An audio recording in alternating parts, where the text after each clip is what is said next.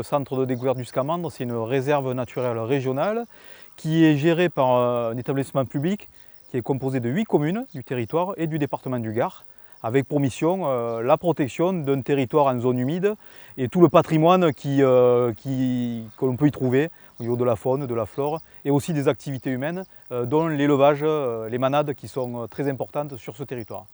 Alors, vu que nous sommes ici pour protéger le patrimoine naturel, on met forcément l'accent sur des acteurs très importants que sont les manades, les manadiers, puisque ce principe d'élevage extensif permet d'entretenir des milieux ouverts avec une diversité très importante au niveau de la faune et de la flore.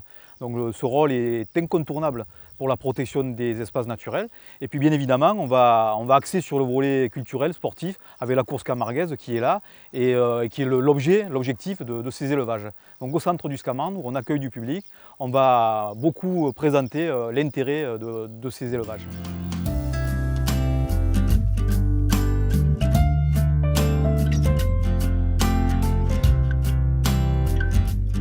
Donc ici, nous ne sommes pas dans du tourisme de masse, loin de là. On travaille d'abord au niveau pédagogique pour les scolaires du territoire et d'ailleurs.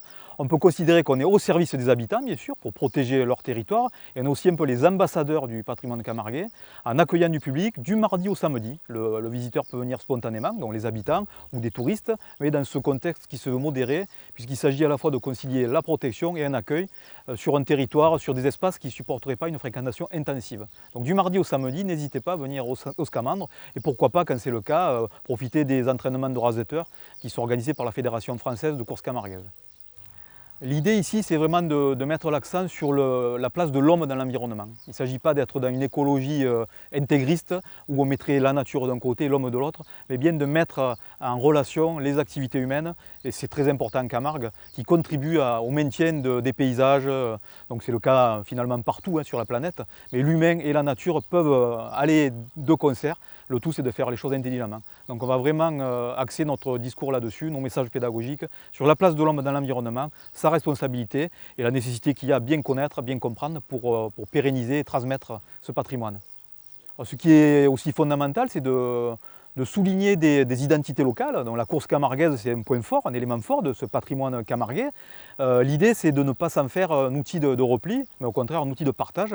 Donc de mettre en avant une identité qui s'intègre après dans la diversité sur la planète. On parle de diversité naturelle, mais aussi la diversité culturelle. Donc il s'agit de la souligner, de la mettre en avant et d'en faire un outil de partage et de veiller à ce que cette diversité soit entretenue, soit maintenue. Et ça passe par des actions que l'on peut porter ici au centre du Scamandre. Alors, le taureau Camargue, bien sûr, c'est emblématique sur les paysages camarguais.